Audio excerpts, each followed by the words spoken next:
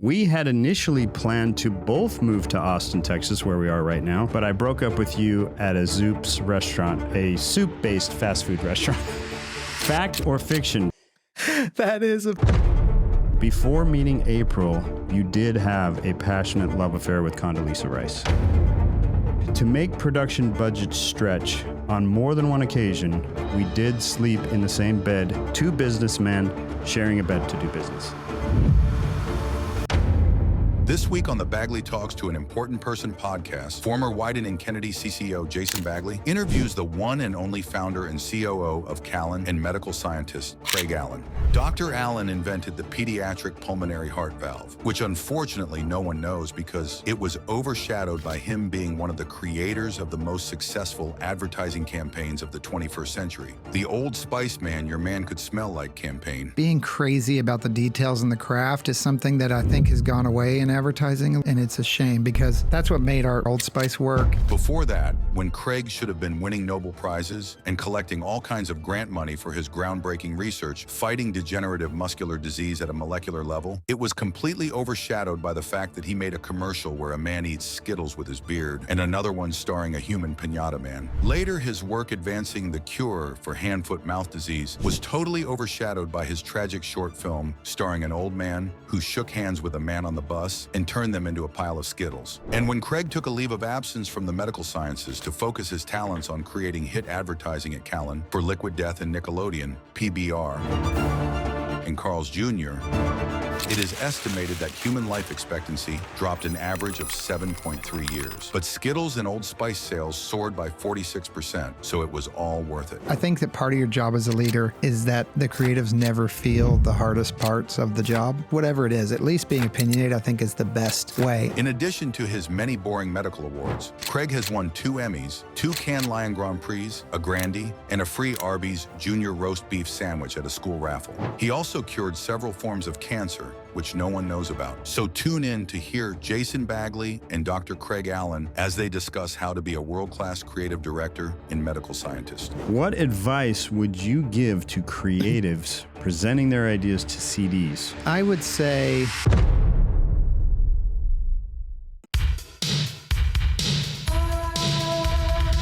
It's Jason Bagley's advertising podcast. He interviews important people, it's true. But that doesn't mean that you're not important, 'cause he didn't choose to interview you.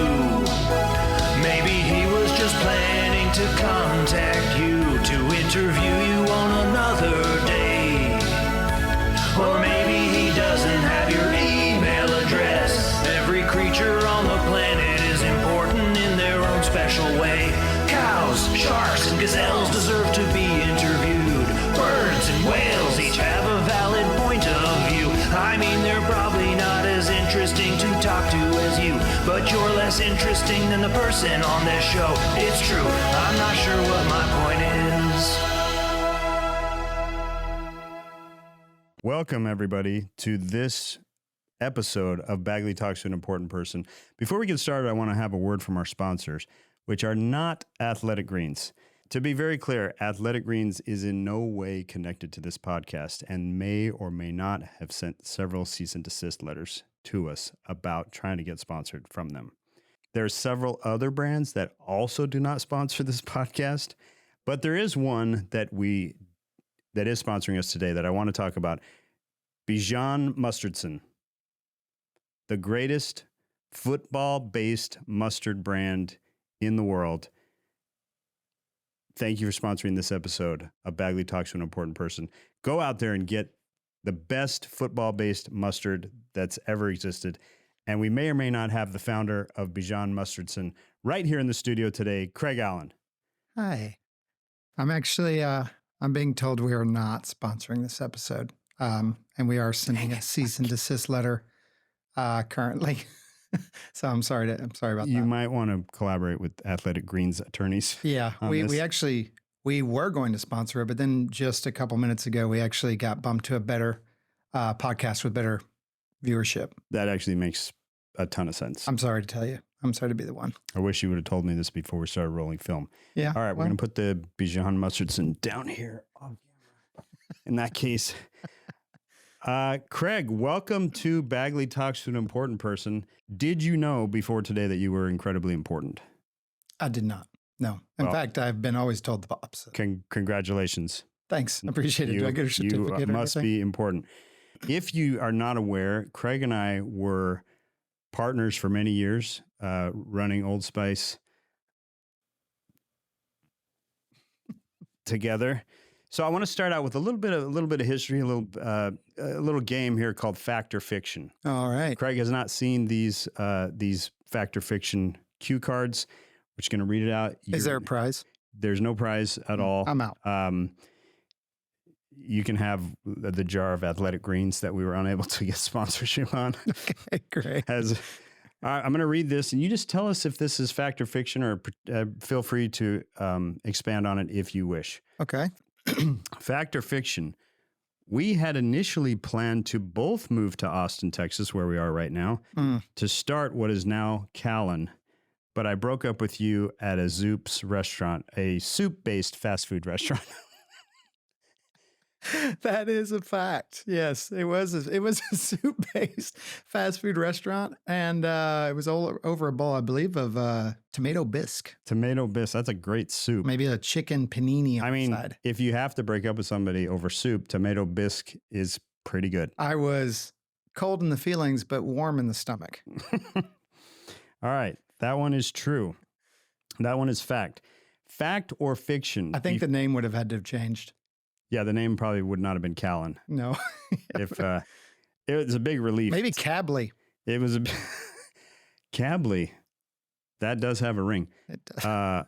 We did talk about ballon, which sounds like a whale fat of some sort. Yeah, not healthy. Thankfully, I bailed out, so we didn't have to figure out a name. Mm-hmm.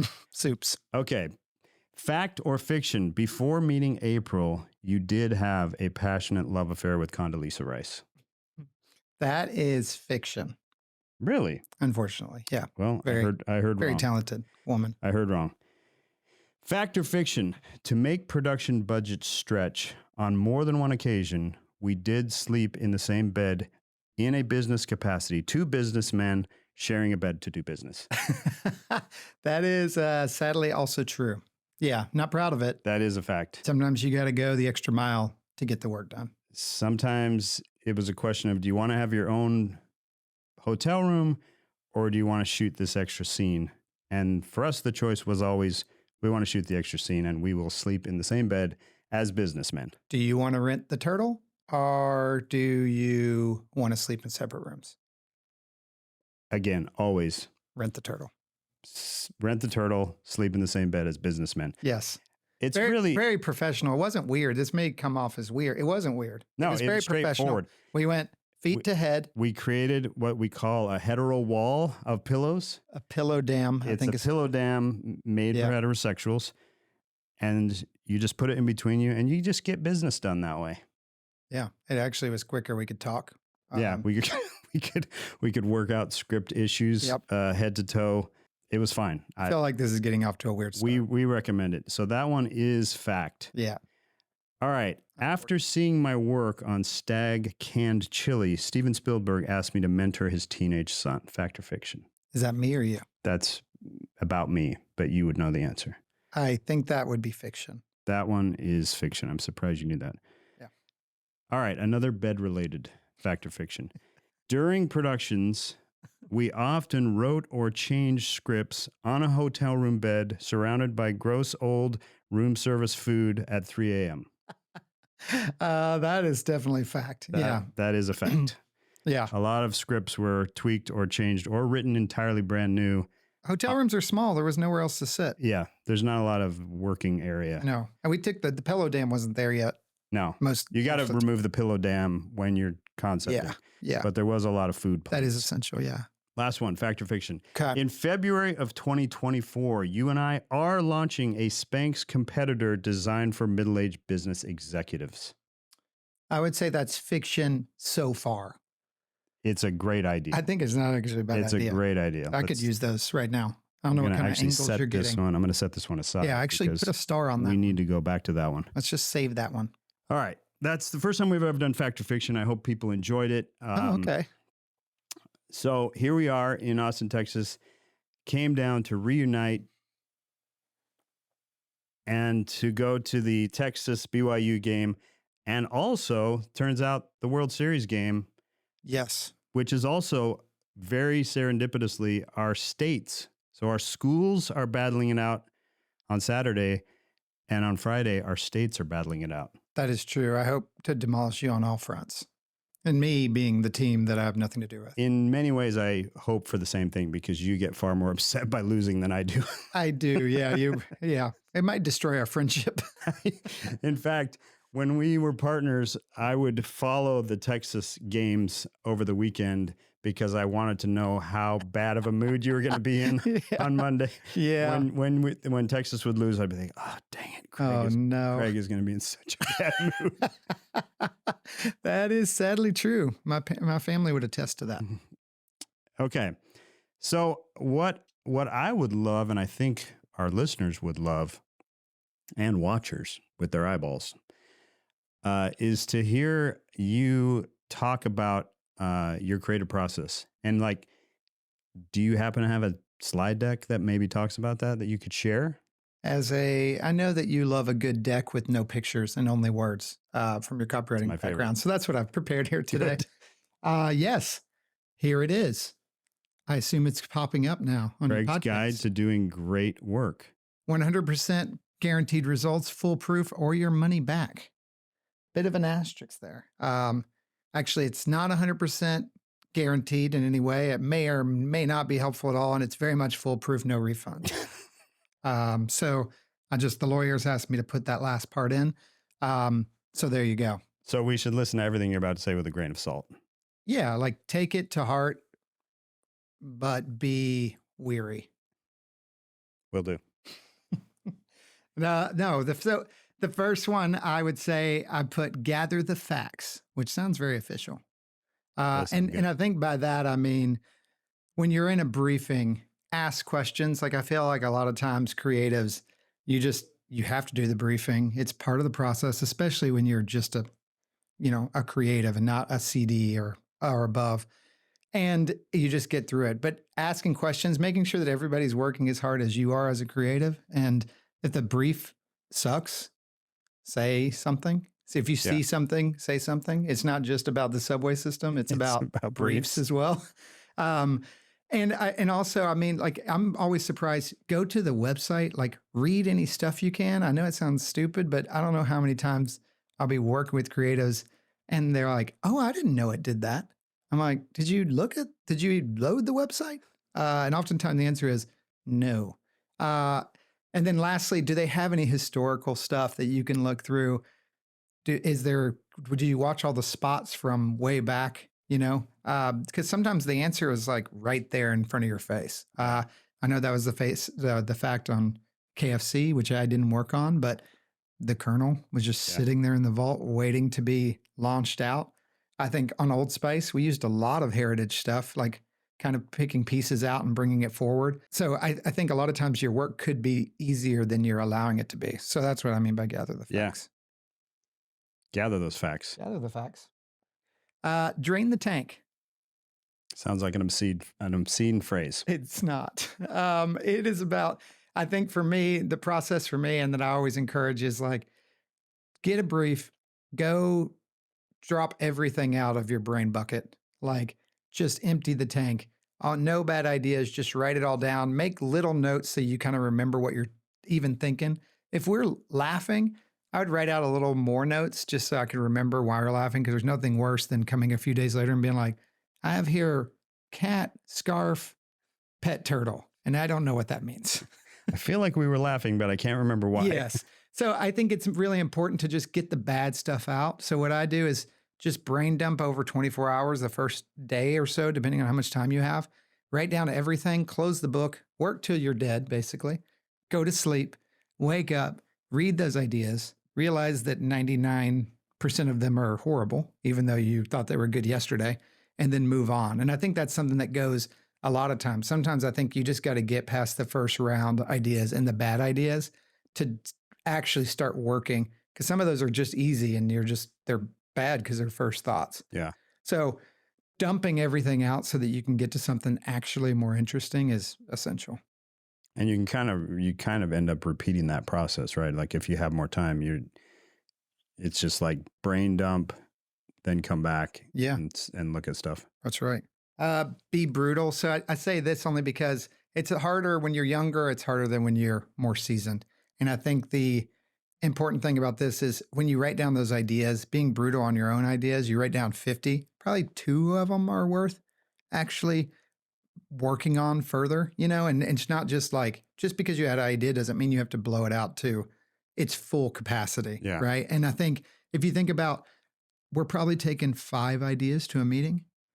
So when you put that lens on it, like be brutal on your work, it'll save you time when you're not just blowing out everything, being like, I don't really like this idea, but I want to give it a shot. So I'll work on, write it out, which takes an hour, and you just wasted that time. And when you say be brutal, you're talking about not during the brain dump, but after the brain dump. Like after the go brain home, dump. sleep on it, come back, then be brutal. Yes. But like very importantly, I'm guessing you'll agree with this. Don't be brutal when you're doing the brain dump. Just no judgment. Just That's right. Get it all down. This is past the brain dump. And I think also we always said that it's well known. I didn't come up with this. I wish I did. But it takes just as much time to complete a bad idea as it does a good idea. So keep that in mind, because there was several times where we presented scripts, not we, maybe us, but me and other partners or whoever, and even partners stuff that's, better? Yeah. Okay. Okay. Here it is. Oh, that's nice. Okay. All right. But then can you see my mustache that I just grew out for this podcast? We can see the mustache. Okay, It's cool. looking good. It's actually like a big arrow pointing to the mustache. Where was I? Oh, bad ideas.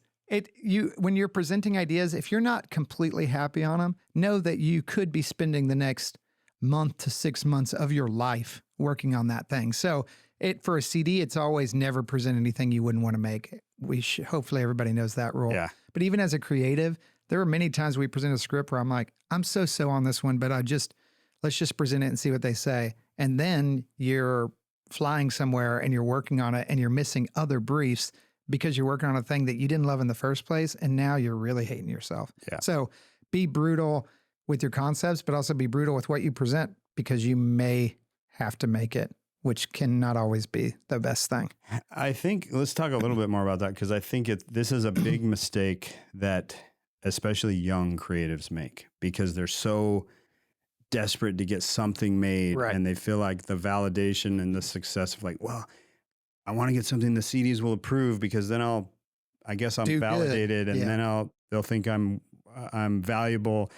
And they're so focused on just getting something sold and produced that they're not thinking about what you just said, which is you're really not helping your career by going and spending 3 to 6 months producing a very mediocre piece of work. Meanwhile, you're missing better opportunities.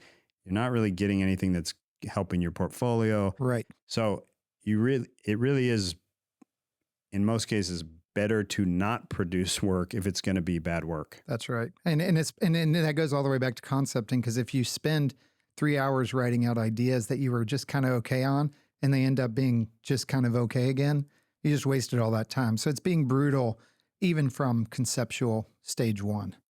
This was just more about when you get stuck. Everybody gets stuck. I get stuck. Jason, I assume you get stuck occasionally, maybe. I've never been stuck. Okay.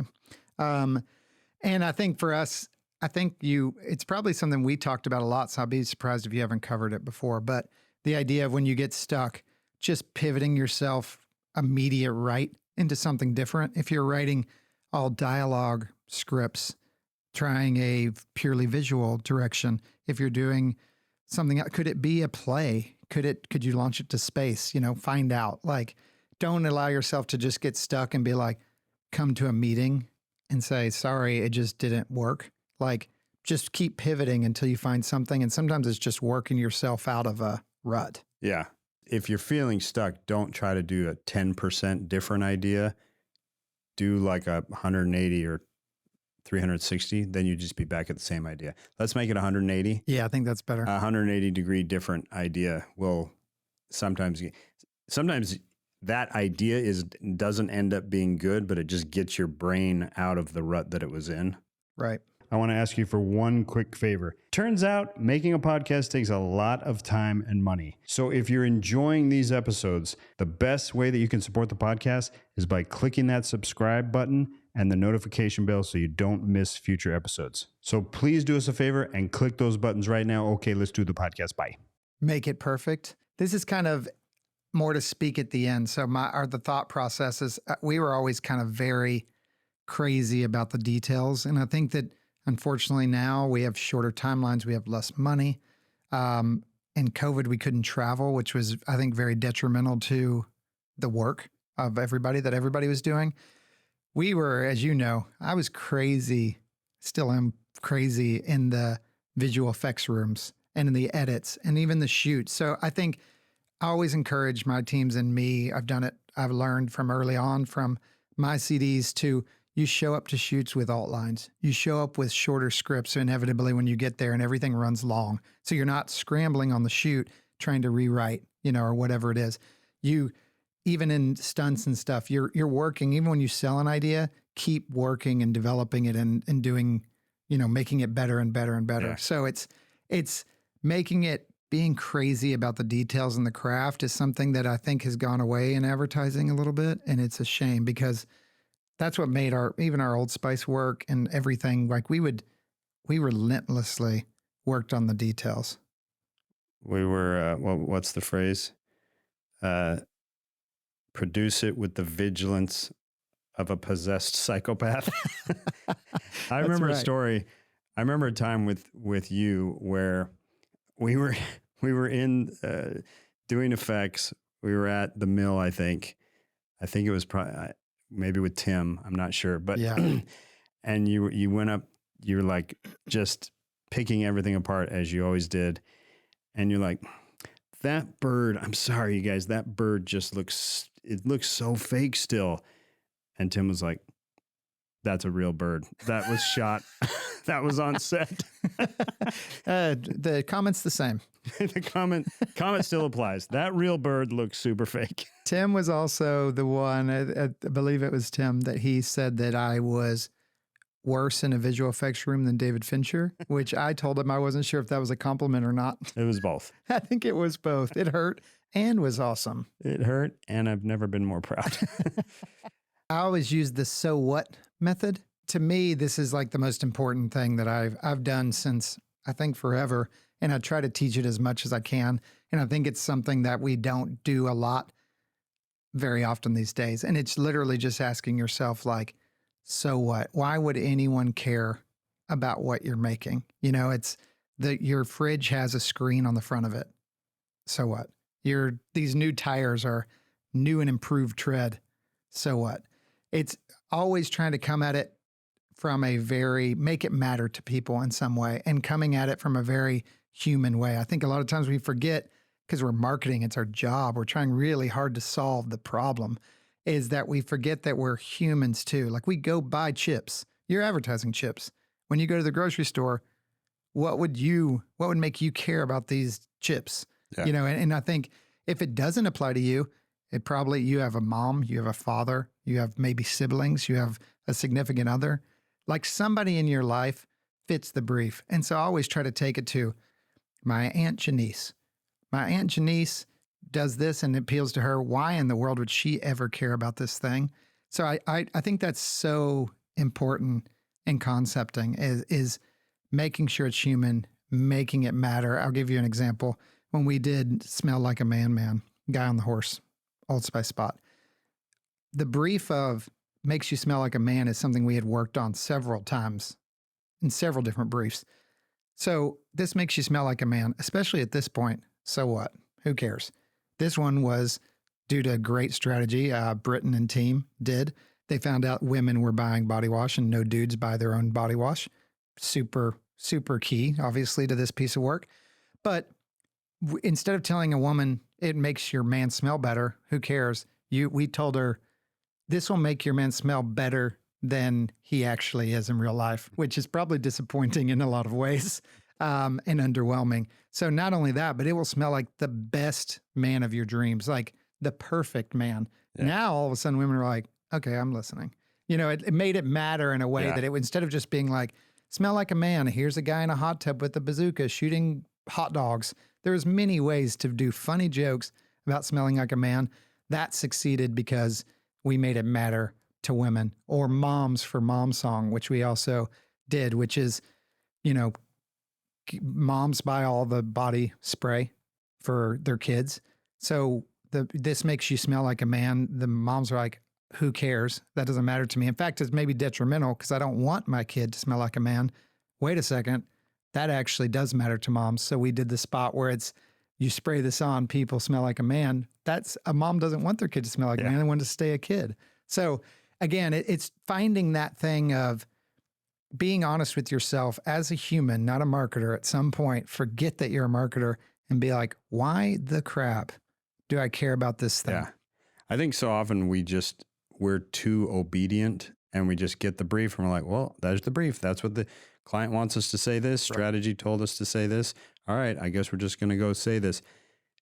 What you're saying is like, ask yourself, wait, why does anyone care about that? And keep asking it until you get to something that actually is an interesting insight or that somebody's going to care. Right. But if you ask, so what? And the answer is like, there is no, like someone's just no one's going to care about this, then keep pushing and pushing until you get to something and work with the strategist or whatever, till you get to something that you think people are actually going to care about. And to be honest, as we're talking, like, I'm like, this is what you should say to briefs too. Again, when I'm talking about working with your strategist and making sure that you're getting something, you're starting from a good place. When you get a brief, if your alarms are going off that I don't care, be like, so what? You know, like, yes, I get that these chips are delicious. So what? You know, like, help me get to an insight, because a lot of times we just start at facts and briefs. This is a super safe tire with great tread. All right, kids, go. Not kids, people, go work on stuff. And if you're like, so what does that mean? That means safety. That means, you know, assurance, whatever it means, something that matters to me other than, because what doesn't matter to me is new tread. I don't care what that means. Another quick example for you, when we worked on Samsung, they were doing a slew of ads that were black, you know, products rotating on a cool black background, looks super cool, super sleek. And it'd be like waterproof, great camera, you know, whatever it may be. And I think we did a good job on that as being like, so what? And no one cared. So we did spots that were, hey, it's a great camera, but it also takes the best low light photos ever. And guess what? You spend half of your time in the dark at night. And that's usually when the best things happen. Yeah. And just to pick that apart, what came to us was it takes the best pictures of any phone at night. And we were like, so what? Who cares? That's why just is a that feature. important? And we had to keep asking so what until we got to, oh, all the coolest things happen at night. Yeah. That was the insight. And so just wouldn't pointing you that out want to to, people. just pointing out in the spot, all the best things, all the coolest things, all the funnest things happen at night. So wouldn't you want a phone that can capture that? All the best stuff happens in the dark. There's dancing and music in the dark. People are younger and better looking in the dark. See? Bowling is less sad in the dark. Your most valuable blackmail material will happen in the dark. People wear their most stylish and glamorous clothes in the dark. Food becomes more expensive and romantic in the dark. People gain an irrational sense of invincibility in the dark. And if you're well below average looking, your only chance of kissing an attractive person is, in the dark. So if all this good stuff happens in the dark, wouldn't you want a camera that can capture things in the dark? The new Galaxy S7 Edge with low light camera. And that's an example of just like Same thing with water, right? It was a waterproof phone. I know that's cool, but so what? And then we pointed out, you know, the world's 78% water or 76%, whatever the stat was. And that you live around water, it rains, you spill stuff because you're human. Oh, wait, if you live around this much water and expose this much water, maybe you should have a phone that could get wet. Yeah. You live on a planet that is mostly water. Sometimes water just starts falling out of the sky. Some people sleep on water. People think it's funny to push others into water. And smart people like this person say there's about to be even more water. There's about to be even more water. When water freezes, people play on it. When it bubbles, people sit in it. When it moves, people slide down it. In fact, there's so much water out there, why in the world would you get a phone that can't get wet? The new water-resistant Galaxy S7 Edge. So it's that so what game. And I do think you can always do a very emotional spot, a very funny thing, a great stunt that connects with people, whatever it may be. But if it doesn't matter to people, it's like a flash in the pan. You know, you may get somebody to laugh or cry or interact with you, and then they forget what the brand was. In a month, they're like, I don't remember even seeing that thing. That's a big problem. Yeah. This is a thing, make sure it's stupid smart. This is something that we talk a lot about at CALLEN. And we always say that we try to specialize in the stupidest, smartest ideas. And those are the ideas that are so simple that you feel stupid for not coming up with them in the first place. And if you think about the ideas in the last year that you've been jealous of, they're all that. You're like, oh my gosh, that's so simple. How did we not think of that? That's the best ideas. So it's like so simple, it's stupid, and it's smart in its stupidness, right? So I think that's something we kind of specialize in, and making it, a lot of that, what we just talked about, making it matter to people is a way to make things stupid smart, you know, making it, and sometimes that's just entertainment. A couple of examples I would say is for Freedom Solar, which is a solar company. We worked with them and we were going to do an Earth Day thing, obviously solar energy, very good for the Earth. Earth Day, people pick up trash. So what? Like, you have solar panels. Okay, who cares? How do you make that the power of solar matter to people on Earth Day? So we made a 7-foot wide Roomba and we rolled it across Austin and some other cities, and it picked up trash throughout the city and held up traffic. It was kind of a mess. It ran into cars and all kinds of stuff. And people, And it was solar powered. It was a solar all powered. solar powered. And people took pictures of it. People were like, what is this? And be like, y'all running this off solar? Holy crap. And it did a good cause of cleaning up the earth, using solar to help the earth in a way that you could have made an ad that been like, solar power reduces 50% of your energy consumption, which helps the earth. People don't care about that. So we put it in a way that was entertaining. That's a bit stupid, but it's smart in what it was trying to achieve. So you're saying that the fact that this podcast is actually 100% powered by solar power, nobody cares. I think they care because you're making them with your smart words and your decent haircut. But it's the same thing, you know, in Freedom, we also did some television spots, and instead of just showing that you can get solar power and you can do stuff with it, the so what was, well, in Texas, where they have a big footprint, it's hot. It was 100-something degrees every day. So we did an ad of like, so what? You can run your air conditioner 24 hours a day at 60 degrees without repercussions if you wanted to.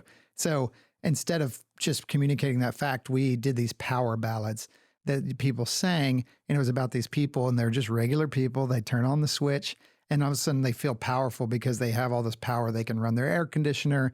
They can do all of these things, run all of their devices at the same time. Another one was for Lone Star. They wanted to make a sign. It's a beer, Texas beer, national beer of Texas. They wanted to have a bigger bar presence. So they're like, make a neon sign. That's what you're supposed to do. That's the playbook. So what? There's a billion neon signs. So we made one in Texas. We have a giant mosquito problem. They were the worst beings ever made by God, I think, is the mosquito. Everybody hates them. So we made a neon sign that actually killed mosquitoes. So most of the Texas bars, South bars, have an outdoor patio. So we made this big sign and toured it across Texas. When mosquitoes flew into it, they got killed. And suddenly people were like, I love Lone Star. Like, that matters. And so you take something that's pretty routine, you apply the so what, you could come up with something that actually made that a much better idea. Yeah. Last example I'll give is for Pabst Blue Ribbon.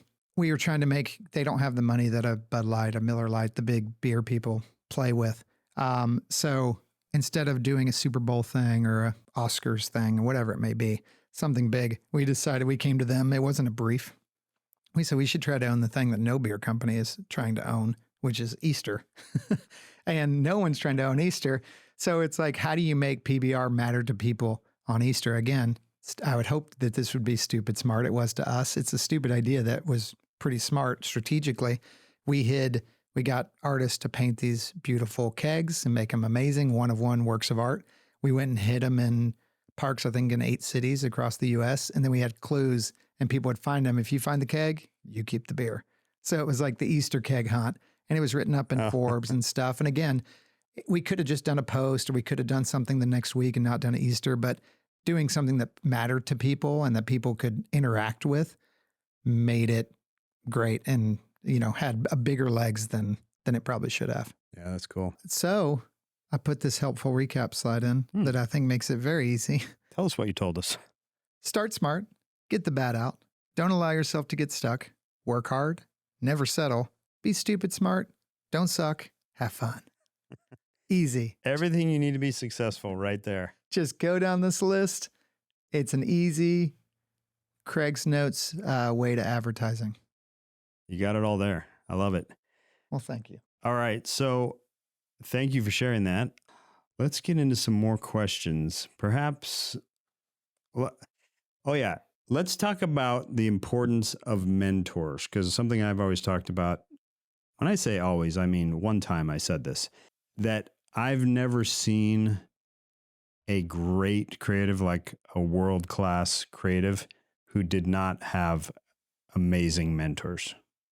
Yeah. I've never seen that. No. Like everyone who is like at the top of the industry, if you look, they had amazing mentors. They had people that they worked with that taught them, that they learned a ton from. And I know that's the case with you. Yeah. And sometimes those mentors are not super fun to work with, or maybe even you don't like them that much at the time, but let's talk about some of that.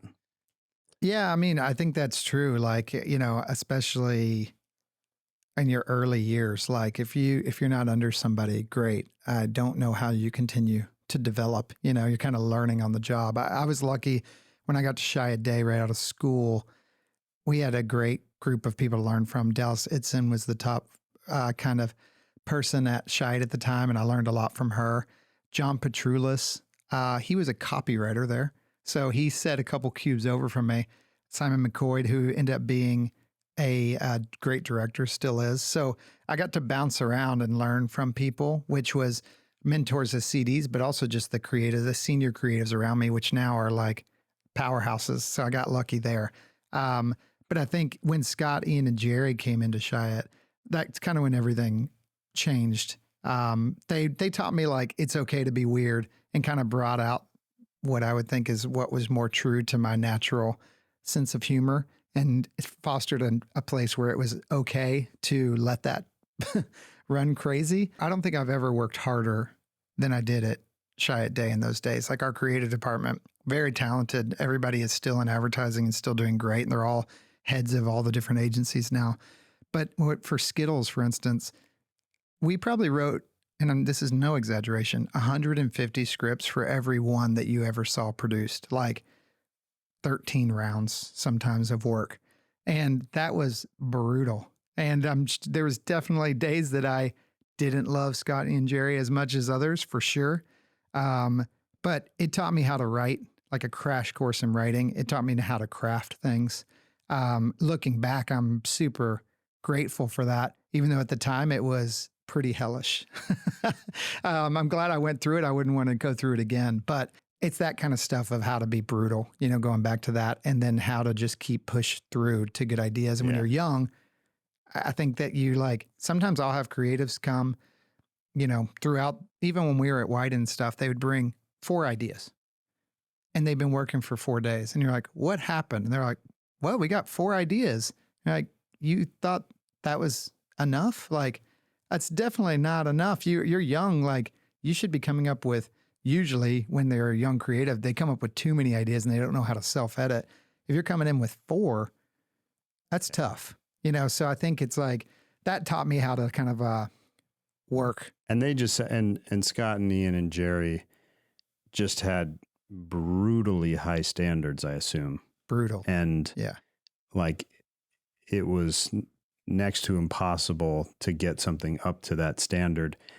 But because you wanted to, and because you saw their portfolio, you knew they knew a thing or two about making great work, that it gave you something to push towards, right? Like that you had to try to get. You had to get better fast. Yeah. And I think, a lot of people fell out of that creative department because they couldn't keep up, or they just got exhausted or whatever. And the ones that pushed through, I think we all came out the other side of being like, we know how to do this now, and we know how to do it very effectively. And also I think we always joked, Eric Coleman, who was one of my partners, Ashley Davis, another partner there, we always joked that we wrote every joke imaginable. So even now I'm like, I wonder if there's anything in the Skittles joke Rolodex that we could find. But yeah, I mean, it was, I think, the top of comedy writing, at least for those years, where it was, you had to beat your bosses and you had to make them laugh. And that was really hard to do. Yeah. So it made us better. So a couple things that maybe I take from that is, one, as a creative, if you're working under creative directors that are pushing you really hard and maybe to a point that you kind of resent them and you don't love it, but they have really high standards and they're pushing you to become better, you're probably going to be grateful for that later. Yeah. But on the flip side with the CD, sometimes by the time you got to me at Wieden, you had so much respect for Scott and Ian. Like I was a young CD and you would be like, well, Scott and Ian do this. Scott and Ian Jerry said so. Jerry said this. And I was like, oh gosh, I got to live up to those guys. But it's not necessarily a popularity contest to be a CD. Like you don't have to always be loved or liked rather by your creatives. Like if you have to choose, it's better to help them grow and to push them than to be their best friend. Absolutely. And that's hard. It is part of the job. I'm like, you're getting paid more money because the job is harder. Yeah. It's sometimes you miss that, like, I just want to write scripts. I just want to come up with a cool stunt. I just want to do a fun activation. It's like, I miss the days when everybody liked me. Yes. Yeah. It's like, you got to be okay with being hated and knowing that people are walking out being like, F those guys. And you're just like, but then someday they love you for it. Yeah. It's like, it's just part of the process, and we all get better for that hard work. I think when I got to Wieden, I worked under Mark Fitzloff, and Hal Curtis, Colleen, Susan Hoffman. It was like learning from such different points of view. Was there anybody else amazing that you worked under that can't really think of a taught single you? person Just that taught you would just have worked not only how under. to do great work, but just how to be a great human being. No one comes to Kind mind. of somebody that sits right in the center of your heart. Now, did I say Fitzloff? I did. Did I say Yeah, him? you said him already. And Is there Hal anybody Curtis, else? Colleen. Anybody else at all? Susan Hoffman. No one's going. Okay. Bagley. Yes. Bagley and Baldwin were one of my first CDs after Fitz at Wieden. But I think all of that, comes to, I think Wieden taught me how to be a lot more well-rounded and versatile. Like, it was nice to work with such people with different styles of work, and I think I took something different from each of those people. And, Susan would come in and you'd be working on something for weeks, and she'd come in and say one thing and blow up the whole presentation. Yeah. And you'd be like, are you freaking kidding me? And then you walk away and be like, oh, that's actually kind of genius, dang it. So it was kind of like, I think that if Chiat taught me how to work to death to greatness, I think Wieden taught me how to be a more versatile, well-rounded creative. Yeah. And it also, by that point, I was a little more senior, so I knew how to get to ideas faster. So I tried to work on a lot of different things, which was really beneficial. All right. What I'd like to get into now is the huge mistakes that you've made as a creative director and a chief creative officer. I don't know if we have enough time. We got all the time. I booked this studio for the rest of the week. Is it Kleenexes or anything in here? Yeah. What are some things that people could learn from the mistakes that you've made and that you see other creative leaders making? Yeah, I mean, I think when I first became a CD, I got two things. I wrote too much. Like, I forget when you started, it was just like it's harder. It's a lot harder work to get other people to do great work than it will ever be for you to do great work for yourself. Yeah. And in fact, we had a bunch of creatives over the years that we promoted to CDs that were like, it's too much work. Like, I hate it. I want to go back to being I just want to make stuff and I don't want to have to talk to people and deal with feelings and all that stuff. Which is fine, but that is part of it. So I think in the beginning, I would just be like, oh gosh, it's so awkward. A lot of times you're peers with your people and then you get promoted. Yesterday you were eating lunch with them, complaining about the CDs. And the next day you are the CD. And all of a sudden you're not going to lunch because it's awkward, which you get over in time. But in the beginning, and it's always easier to be like, instead of trying to get somebody there and work with them to get there, I would just be like, yeah, it's good. You just go try it. And then I would just write the scripts and be like, oh, I already wrote this for you. It's great. And they'd be like, what? So in the beginning, I think that I probably avoided confrontation and just did everything myself, which makes no one better. Passive aggressive. Passive aggressive. I think it's a little bit of laziness too, probably booked in because like I said, it's harder to get somebody there, especially when they're struggling. When you know what to do, it's hard to be like, don't do it. And I think it might have been the great Jeff Williams or somebody once told us, maybe Hal Curtis, if you're not making the work more than 10% better, shut your mouth. And I think that would be another thing is I would constantly like try to change everything. Like I think a problem that I see a lot is when you're a CD, when you're a creative, you always want credit, right? You want to make sure people know you're good, you're talented, you're doing the right things. When you're a CD, it takes a minute to realize when others do great under you, it shows you're doing well. It doesn't have to be you. So I think something I struggled with in the beginning, and I see a lot of new CDs struggle with, they'd be like, they bring in a script. Hey, the script's great. And they go, yeah, the team sucked. I had to write it. That's not good. It's like, if anything, it's like, yeah, the team did great. Making sure that you're giving credit where it is due. And even if you sometimes, as you know, sometimes we would be a little more heavy-handed and the team would know it, but we had to get the work done or whatever it is. And then over time, it's funny when it's successful, people tend to forget those things, but that's okay. You're a CD. Your name is going on everything. Yeah. You don't have to make sure that everybody knows that you're good and you're smart. They already know that. You wrote it also. Yes, you're there. So I think that's a big problem is making sure to know that you don't have to be this center star. When you become a CD, you immediately have to have 50 times more awkward conversations than you did as a creative. Yeah. And you're, like you said, yesterday they were your peers and your friends, and today you're killing their work and telling them it's not up to, or you should be telling them like, hey, this didn't meet the standard. And I think we probably both struggled with that in the early days I definitely was like a born pleaser. Like I want everyone to be happy. I want everybody to like me. I want everybody to be having a good time. Right. And very non-confrontational. And what you learn is that that's not helping anybody.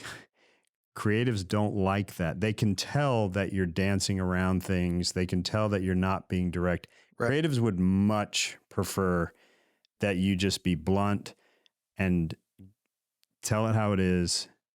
And they may not like the feedback, but I promise they prefer that over passive aggressiveness and like days and days of kind of unclear direction when they know that you're probably not that happy with something.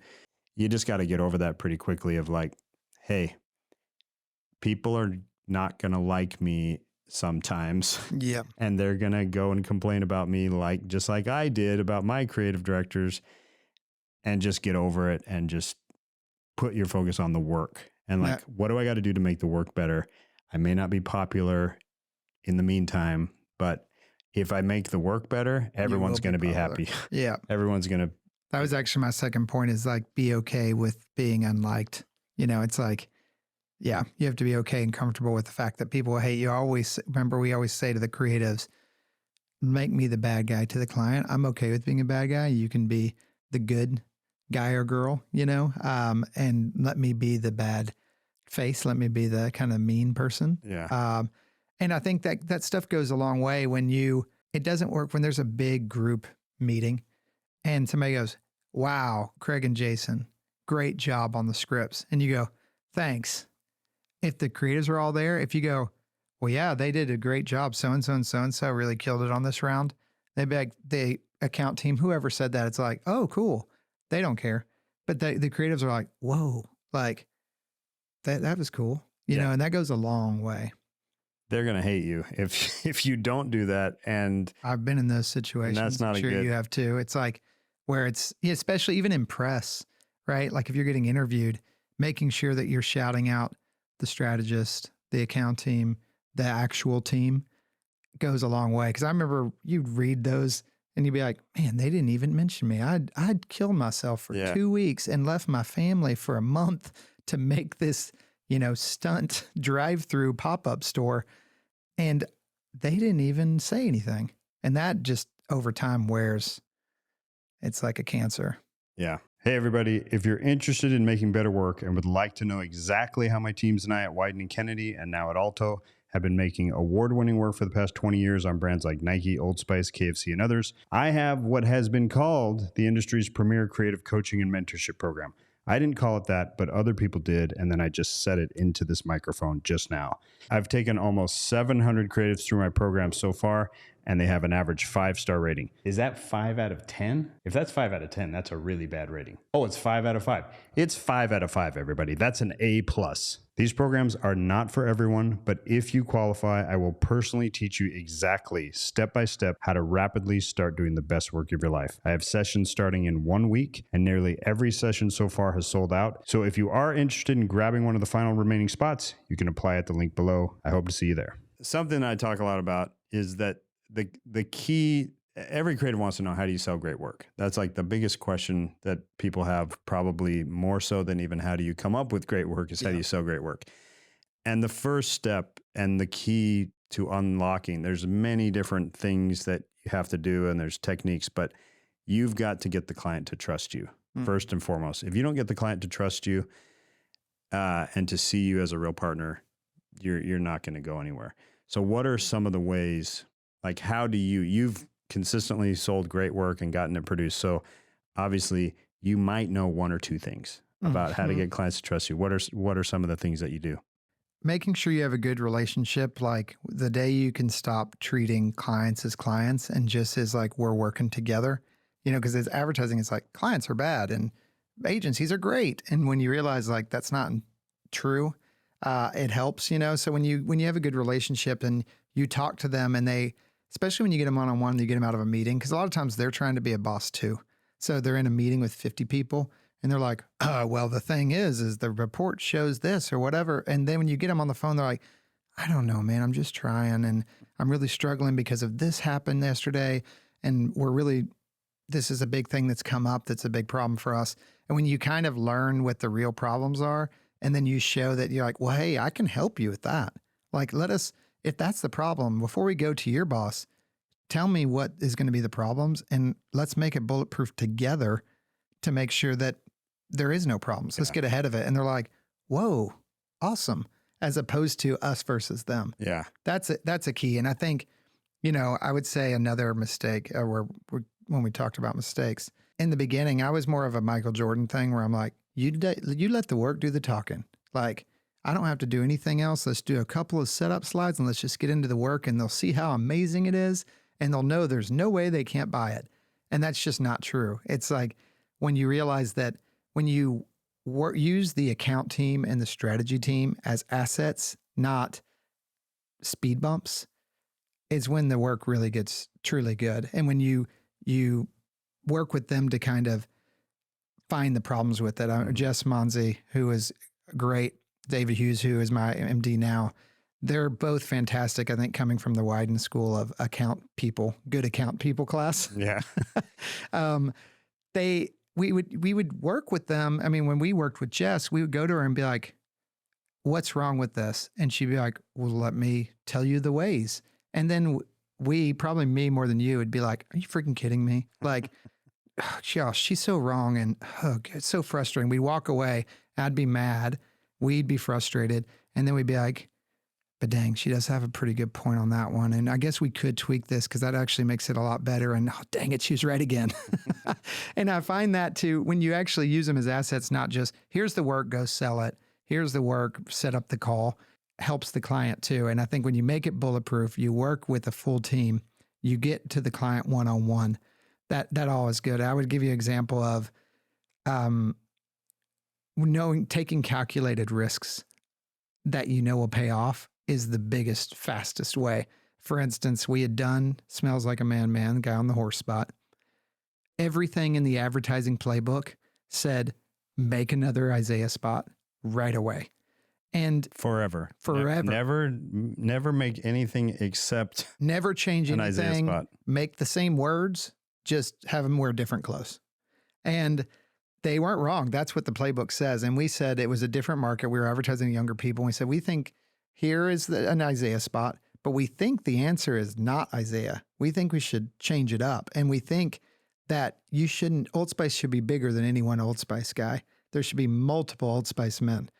And they're like, what are you talking about? He was on Oprah yesterday. Did you guys not see when he was on Oprah? Oh no, we saw it, but you're bigger than that. And we can make you more successful by building around it. So we presented him Terry Crews campaign. It wasn't Terry Crews at the time, but it was a crazy muscular bodybuilder man. person.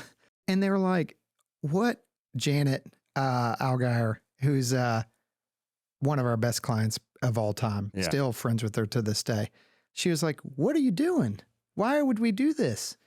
And we didn't have a great meeting originally. Remember, she went home, she told her kid her son, who was 14 at the time, 12, I don't know, teenager. And he was like, this is the funniest thing I've ever seen. She came in the next day. She goes, let's do it. Everything says we shouldn't do it, but you guys, I trust you. I believe in you. I showed it to my son. He said it was hilarious. I'm going to roll the dice. But if it doesn't work out, you're in trouble. And so we knew that and luckily that blew up. And when it blew up, Janet was like, okay, we're ride or die forever. I think we all handcuffed ourselves together after that, you know? So taking calculated risks, trusting your gut, sticking with it, when it works out, they will trust you forever. Yeah, you got to build that. You got to build that initial foundation of trust so that you can take that first leap of faith with them and push them past their comfort zone. And if that works, everything's gonna start getting easier. And I mean, keep in mind, Old Spice, even before Eric and I joined the Old Spice team, there'd been a year of work. Like it's a lot of times the trust, especially with bigger clients, it's not that you do that on day one. No. It's a slow process of little wins along the way. Yeah, absolutely. What advice would you give to creatives presenting their ideas to CDs? And I guess we could also add or CDs and creatives presenting their ideas to clients. But let's start with creatives presenting their ideas to CDs. What would you tell them? Self-editing, like I think whenever you bring in too many ideas, everybody gets tired, and by the end of it, nothing good happens. I always appreciate opinionated people. It doesn't always mean that I agree with you at the end of the day, but I always respect your opinions, and I'd prefer that over being like, here's 20 ideas. I don't know if any of them are good. I don't know. Just let me know. Like that never is good. So I think coming in with confidence, and again, they're not always going to agree with you, but coming in with confidence, saying, here's what I think. I think these are our best ones. We struggled on this one. Here's some other thoughts, whatever it is. At least being opinionated, I think, is the best way, and being open to feedback and knowing that they're on your side and they're trying to make it better, not make it worse. I love people with opinions. I love creatives that have like a strong point of view. You don't have to always. Like sometimes you're like, hey, I think this might be good. I don't know, but what do you think? And that's fine too. But if they feel really strongly about something, again, you may not agree with it, but it's great. One of my Creative Mega Machine sessions this week, there was a creative director. We did a little exercise where I showed them the Guinness surfer spot, and I had them kind of break it down. Mm-hmm. And when I joined their group, she had never seen the Guinness surfer spot. I had her, what did you think? What's your breakdown? She's like, well, first of all, I hated it. And I was like, I love that she hates the Guinness Surfer spot and that she had the confidence to say it. Like one of the most beloved spots of all time. She didn't like it. More power Fair to enough, her. yeah. And I think just like be strong in your opinion. You're kind of hired for your taste and your sensibility. And as a junior, that's going to have to get refined and it's going to get better. Right. But it's part of your value is just how you see things and what your point of view is. I would also add to presenting to creative directors and to clients. So many creatives, when they're presenting scripts, have way too much stage direction. Yeah. Like, Make it simple. There's nothing that's going to make a client or even the creative director's eyes glaze over like just gobs and gobs of stage direction. Right. Yeah, it's true. I think I was guilty of that too, because in my head, as an art director and part-time director, I think of every detail through and every script concretely, and I feel like I need to describe every detail because of the humor. And you realize very quickly when you're on your fourth paragraph and you're talking about the type of tie that the person is wearing, and everybody's eyes are rolling back, you're like, uh-oh, they don't think the script's funny. No, they did. You've just been presenting for an hour. Yeah. You're just talking too much. I'd be curious. I imagine that Eric and I were not the most fun creatives to CD. Like I assume, like, I'm just wondering if we, I assume we were pretty opinionated. Yeah. And you guys were kind of a pain in the butt sometimes.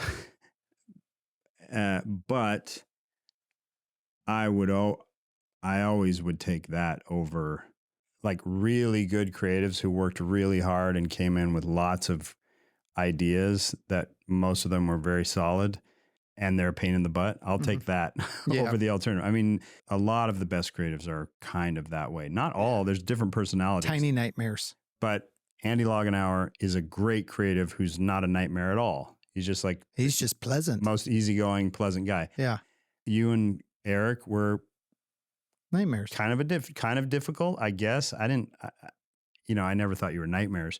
Nathaniel Lawler is kind of difficult just because he's so opinionated and he's super talented and he's got a strong opinion. I'll take that any day of the week. Right. Over somebody that's not as passionate and isn't clear on what they think. Yeah, that's a good point. I think when you also talk about selling to clients, I think it's a little bit what I said earlier, which is I think when you're a CD, you're taught creative is king and everybody else is kind of, especially I think it was a different mentality at Wieden than at Chiat. And I didn't see parts of the team as assets. Like I was like, what is a comm strategist and why are they in the meetings? And over time, when you started listening to them and respecting them, they had some of the best tweaks on the ideas that we ever made. Yeah.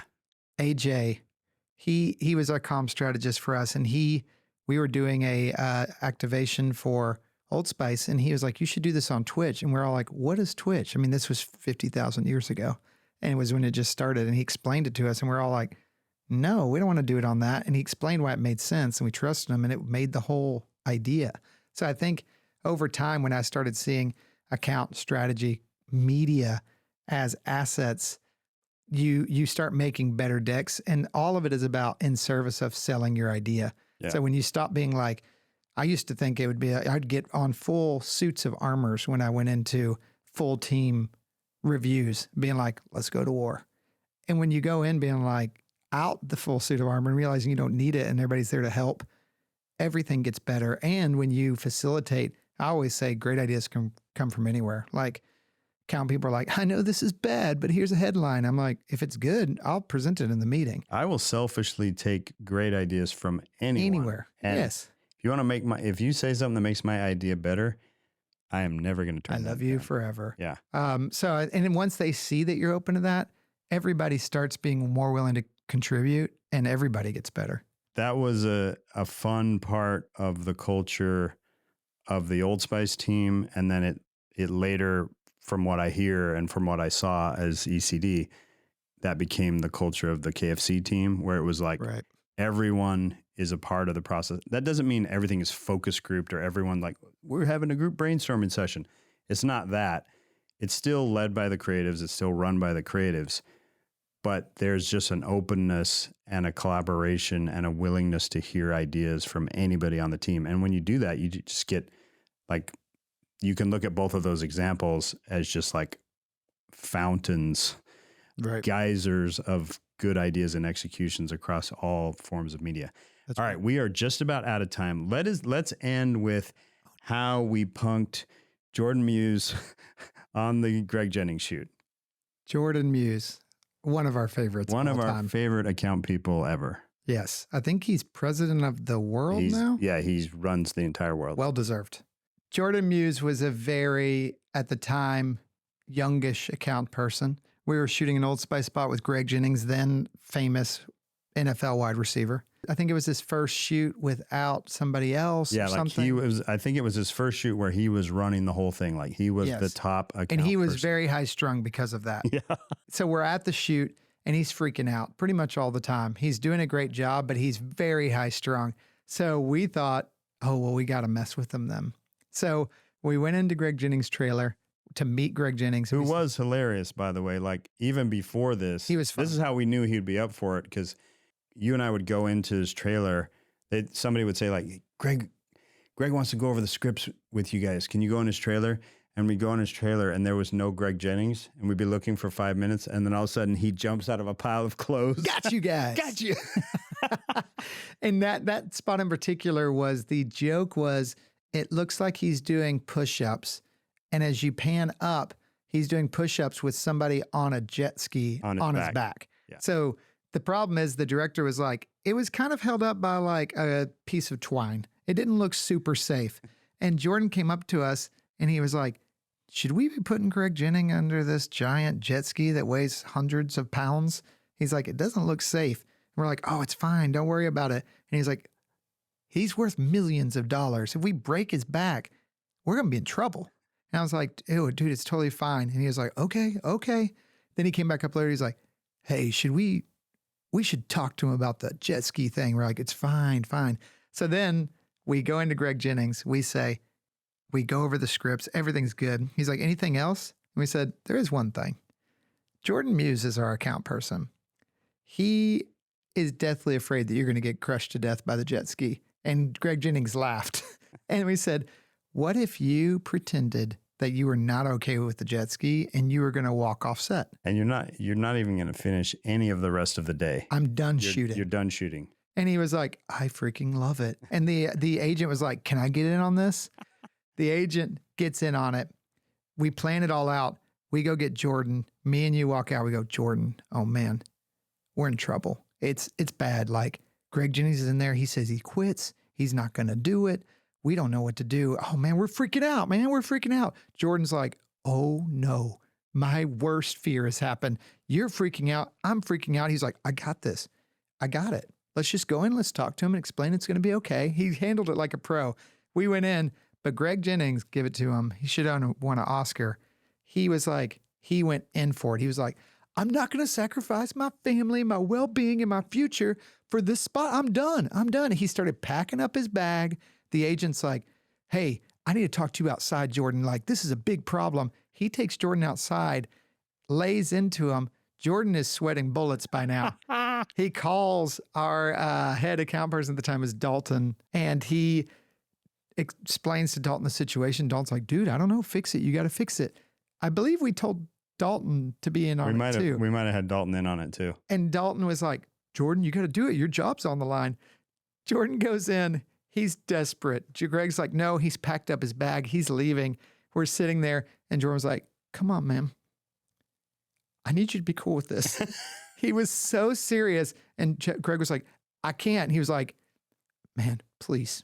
I'm asking you from person to a person to be cool with this. And it was so sincere that even Greg goes, I can't do it anymore, man. We're just messing with you. And Jordan goes, what?